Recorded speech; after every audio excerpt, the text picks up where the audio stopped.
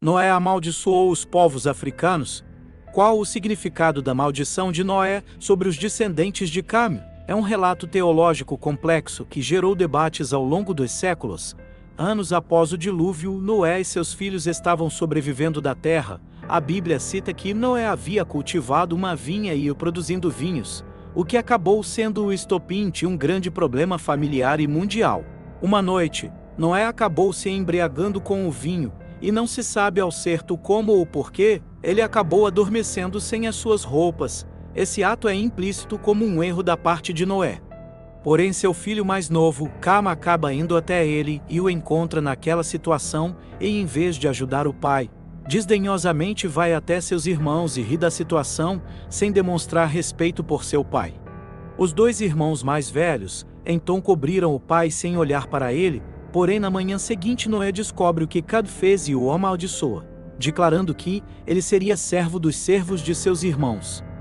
O pecado de Cam, a Bíblia não explica detalhadamente qual foi o pecado de Cam, mas várias interpretações têm sido oferecidas. Irreverência e desrespeito.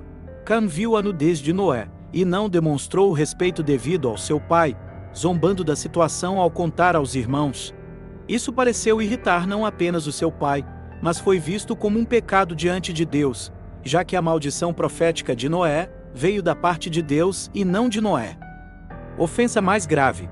Algumas tradições sugerem que ver a nudez poderia ser um eufemismo para uma ação sexual ou desonrosa contra Noé, embora isso seja especulativo e não explicitado no texto. De fato, não sabemos o que aconteceu, mas provavelmente foi uma dessas coisas. É curioso que a maldição de Noé recai sobre Canaã, filho de Cam, e não sobre Cam diretamente. Mas por que isso aconteceu?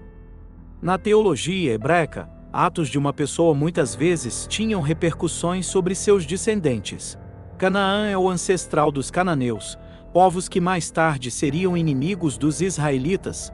A maldição pode ser uma explicação para a subjugação dos cananeus, que aconteceria muito mais tarde.